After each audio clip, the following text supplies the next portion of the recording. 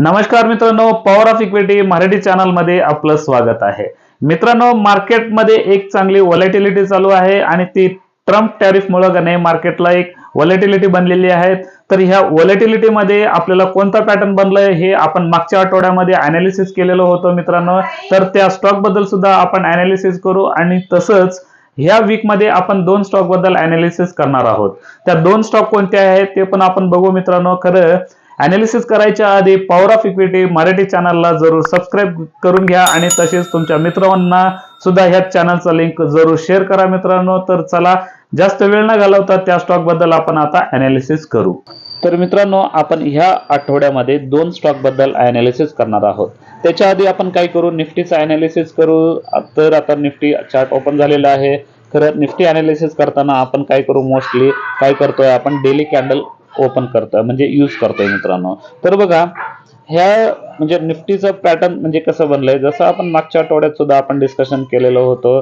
जसं आपल्याला इम्पॉर्टंट जे काय रेजिस्टन्स असेल किंवा आपलं जे काय सपोर्ट असेल ते सुद्धा तुम्हाला मागच्या व्हिडिओमध्ये मी ड्रॉ करून व्यवस्थित मी दाखवलेलं होतं. तरी सुद्धा एकदा आपण इथं परत पुन्हा एकदा अनालिसिस करू मित्रांनो. तर बघा, ऍक्च्युली ओके, जसं आपण मागच्या आठवड्यामध्ये अनालिसिस केलेलं होतं, तर ह्या पॅटर्नला काय म्हणतात हे तुम्हाला पण माहित असेल मित्रांनो.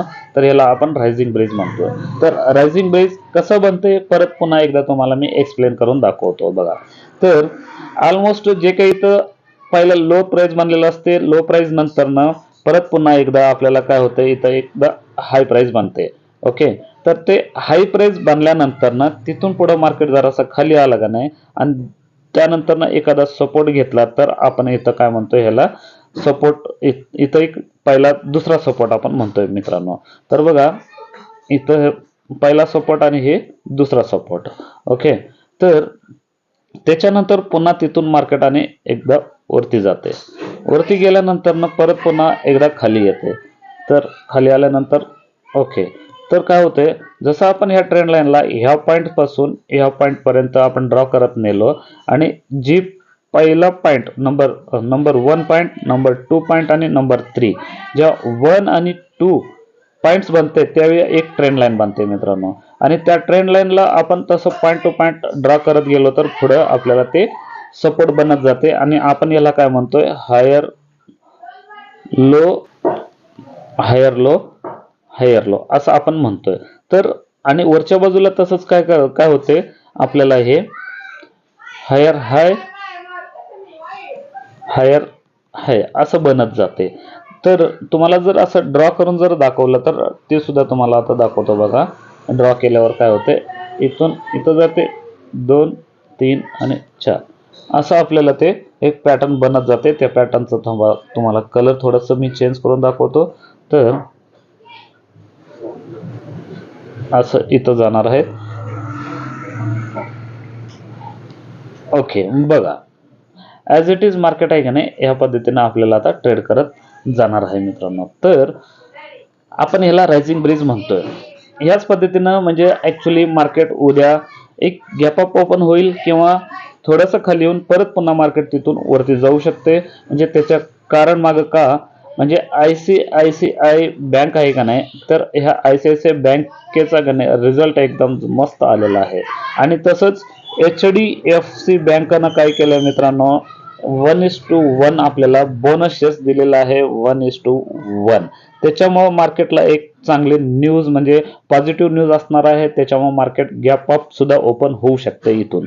तर ह्याच बेसिसवरती आपण काय केलं, आणखीन एक म्हणजे एक दोन स्टॉक बद्दल आपण ह्या वीक मध्ये अनालिसिस करणार आहोत. तर त्यातलं एक स्टॉक आहे, त्या स्टॉकचं नाव आहे मित्रांनो Datamatics. Datamatics Global. तर आता हे डेली कॅन्डल आहे. तर मी जे काही इंडिकेटर्स ड्रॉ केलेले आहे ते पहिलं डिलीट करतो म्हणजे तुम्हाला एक्सप्लेन करायला बरं पडेल. Okay, right. हे बघा, आपण कुठल्याही पण स्टॉक बद्दल अनालिसिस करताना मोस्टली वीकली आणि मंथली बेसिसवरती घेतोय. तर ते हे डाटा मॅटिक्स ग्लोबल आहे की नाही, आपण आता वीकली बेसिसवरती आपण अनालिसिस करणार आहोत. तर थोडंसं मागं जातो, म्हणजे का मागं का जातो, तर आपल्याला थोडंसं एक्सप्लेन करायला एकदम व्यवस्थित म्हणजे बरं होईल. तर बघा, मागं आल्यानंतर ना ह्या स्टॉक मध्ये आणखीन मागं जाऊ शकतोय. खरं व्हिडिओ थोडासा मोठा होईल, म्हणजे तुम्हाला फक्त एक्सप्लेन करायचं आहे काय हा स्टॉक. हे इथून कंप्लीट ह्या झोन पर्यंत जर आपण विचार केला तर आता ह्या पॅटर्नचं काय नाव आहे हे तुम्हाला माहित असेल. जर माहित नसेल तर तुम्हाला सांगतो बघा. तर ह्या पॅटर्नचं नाव आहे रेक्टँगल पॅटर्न. रेक्टँगल बॉक्स बनलेला आहे, त्याच्यामुळे आपण ह्याला रेक्टँगल पॅटर्न म्हणतोय. तर बघा मित्रांनो, इथं ह्या झोन मध्ये जे आपल्याला इथं ब्रेकआउट मिळालेलं आहे, आपल्याला इथं ऑलमोस्ट इयर कोणता आहे ते 2021. आणि जसंच सेम टू सेम आपल्याला ब्रेकआउट मिळालंय मित्रांनो. इथं जे ब्रेकआउट मिळालंय, सॉरी, इथं जे ब्रेकआउट मिळालं का नाही, हे हा इयर कोणता आहे ते 2023. म्हणजे ह्या दोन्ही इयर्स मधला जो गॅप आहे ते किती आहे, ऑलमोस्ट 2 इयर्सचा गॅप आहे. ओके, तर हे 2 इयर्स गॅप नंतर ना जे काही हे स्टॉक ब्रेकआउट दिलंय तिथून म्हणजे एकदम ब्लास्ट झालेला आहे. तर ऑलमोस्ट इथं आपण अंदाजे इथं एक प्राइस जरी बघितला तर ते 370च्या आसपास आपल्याला दिसते इथं ब्रेकआउट झोनला. हे इथं आपल्याला प्राइस किती दिसते, ऑलमोस्ट 360. ओके, 360 रुपयाला आपल्याला इथं ब्रेकआउट मिळालेला आहे, 360 रुपयाच्या वर. आणि 360 वरून हा स्टॉक बघा किती इथून किती जंप झालाय, ऑलमोस्ट 770ला हाय मारला आहे, 770 ते 780. तर डिफरंट जरी बघितलं तर मित्रांनो, ऑलमोस्ट आपण ह्याला म्हणजे 100%च्या वरती आपल्याला प्रॉफिट भेटलेला आहे, 100%च्या वरती. असंच जर आपण मागचं ह्या 2 वर्षाचं कन्सोलिडेशन नंतरनं जे ब्रेकआउट दिलंय, इथून आपल्याला ऑलमोस्ट किती 100%चा रिटर्न भेटलेला आहे. असं नाही की बाबा की प्रत्येक वेळ ब्रेकआउट दिल्यानंतर ते तुम्हाला 100% रिटर्न भेटतील, त्याची गॅरंटी नाही आहे. खरं त्याचं टार्गेट किती होऊ शकते तुम्हाला मी दाखवतो बघा. तर ॲज इट इज इथं 2 वर्षानंतर जसं गॅप पडून म्हणजे गॅप झालं, म्हणजे कन्सोलिडेशन झाल्यानंतर जे ब्रेकआउट मिळाला, तर ब्रेकआउट मिळाल्यानंतर आपल्याला एक मोठा टार्गेट भेटला. असंच इथं जर तुम्ही बघितला मित्रांनो, तर ऑलमोस्ट हा स्टॉक सेम टू सेम आपल्याला ब्रेकआउट मिळालेला आहे. तर हे तुम्हाला मी ड्रॉ करून दाखवतोय, सेम टू सेम तुम्हाला हॉरिझॉन्टल लाईन बनले इथं बघा, हॉरिझॉन्टल बॉक्स.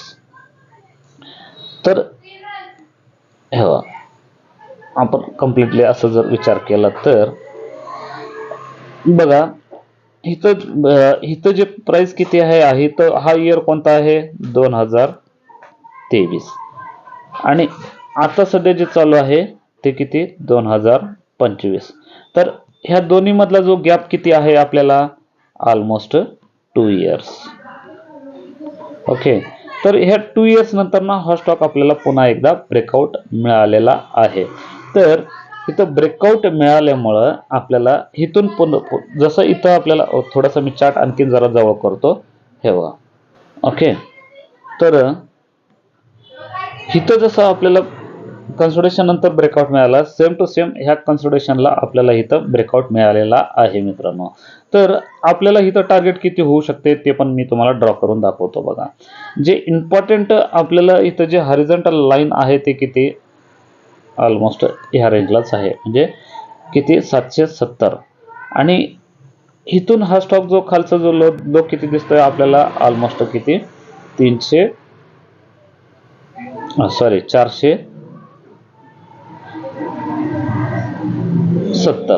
तर ह्या दोन्ही मधला जो डिफरंट किती पडला आपल्याला, ऑलमोस्ट 300 रुपयाचा डिफरंट पडला मित्रांनो. तर ह्या 770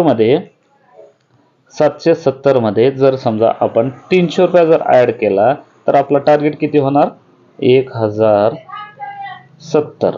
हा 1070चा पहिला टार्गेट राहील, त्यानंतर दुसरा टार्गेट पण होऊ शकतोय.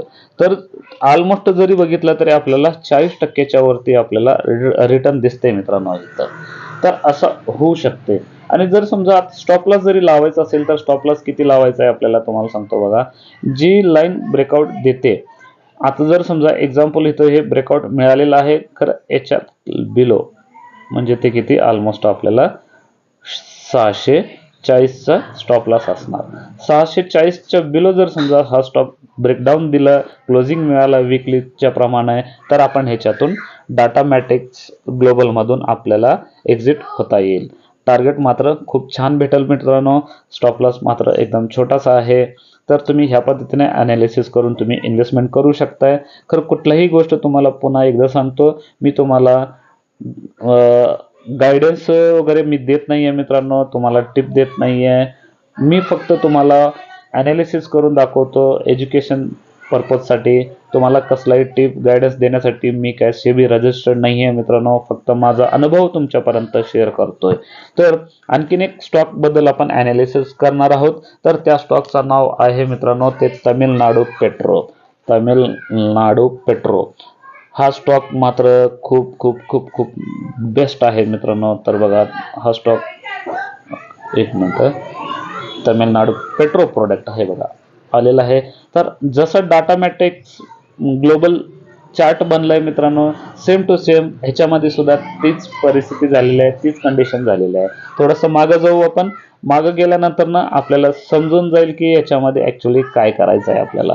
तर बघा ऑलमोस्ट आता मी बघा मित्रांनो बॅक आलेलो आहे. तर बघा इथं एक पॅटर्न मी ड्रा करतो बघा. हा स्टॉक इथून कंप्लीट ह्या झोनला, ओके थोडंसं जवळ करतो, ओके थोडंसं वरती पण घेतो, राईट. तर बघा मित्रांनो इथं जे आपल्याला इथं ॲक्च्युली कन्सोलिडेशनला कुठल्या वर्षापासून गेलता 2018 आणि इथं आपल्याला ब्रेकआउट मिळाला किती कुठल्या वर्षी 2021, ओके. तर ह्या दोन्ही मधला जो डिफरंट किती वर्षाचा झाला तर ऑलमोस्ट 3 वर्षाचा आपल्याला इथं कन्सोलिडेशन दिसतंय मित्रांनो. 3 वर्ष कन्सोलिडेशन झाल्यानंतर ना जो ब्रेकआउट मिळाला तर किती एकदम जबरदस्त गेला बघा एकदा. तर आपल्याला किती टाइम्स प्रॉफिट भेटलं ऑलमोस्ट इथं जे ब्रेकआउट मिळालं जे पॉईंट किती 50 रुपये. तर 50 रुपयावरनं हा स्टॉक ऑलमोस्ट किती जवळपास 150ला गेलाय मित्रांनो. तर आपल्याला प्रॉफिट किती टाइम्स मिळालं 2 टाइम्स प्रॉफिट मिळालंय मित्रांनो. म्हणजे हे कन्सोलिडेशन झोनचा जो पॉवर आहे का नाही तुम्ही एकदा बघून घ्या किती जबरदस्त झालेला आहे. तर असंच तुम्हाला मी म्हणजे आता जे ब्रेकआउट मिळाले सेम टू सेम पॅटर्न झालेलं आहे मित्रांनो. तर ते पण तुम्हाला आता मी दाखवतो बघा. थोडंसं आपण परत आपल्याला ब्रेकआउट मिळाला ना तिथं एकदा आपण जाऊ पुन्हा. तर इथं जर समजा आपण तेच पॅटर्न जर ड्रॉ केला तर तुम्हाला समजून जाईल मित्रांनो की ह्या स्टॉकमध्ये आपण आता बाय का करायचं. तर बघा तर ह्या स्टॉकमध्ये बाय करायचं कारण का सेम टू सेम जसा आपल्याला 2018 ते 2021 मध्ये झालेला आहे सेम टू सेम 2022 ते 2025. तर बघा इथं तुम्हाला दाखवतो हा जो कन्सोलिडेशन एरिया कोणता म्हणजे कुठल्या वर्षी 2022 आणि आता जे ब्रेकआउट मिळालेला आपल्याला तो वर्ष कोणता 2025. तर ह्या दोन्ही मधला जो डिफरंट किती वर्षाचा कन्सोलिडेशन आहे ते किती 3 वर्षाचा बघा मित्रांनो, ओके. ह्या 3 वर्षाचा कन्सोलिडेशन नंतर ना हा स्टॉक आपल्याला आता ब्रेकआउट भेटले आणि ब्रेकआउट झालेला पॉईंट किती आहे ऑलमोस्ट इथं जे 110 रुपये. तर 110 रुपयापासून जर आपल्याला ह्याचं टार्गेट जर काढायचं असेल तर ते किती होऊ शकतंय म्हणजे इथं तुम्ही ऑलमोस्ट किती लो जे आहे ते किती 65 रुपयाचं धरा. इथं जे लो दिसतंय तुम्हाला किती 65 रुपये म्हणजे 60 ते 65 रुपयाच्या मध्ये आहे. जरी तुम्ही अराउंड फिगर 60 रुपये जरी धरला मित्रांनो तर 60 रुपये आणि 110 दोन्ही जो मधला गॅप आहे ते किती 50 रुपयाचा, राईट. तर तुम्हाला सांगतो 110 रुपयामध्ये जर समजा तुम्ही 50 रुपये जरी ॲड केला तर तुम्हाला 160 रुपयाचा टार्गेट भेटेल मित्रांनो ह्याच्यामध्ये.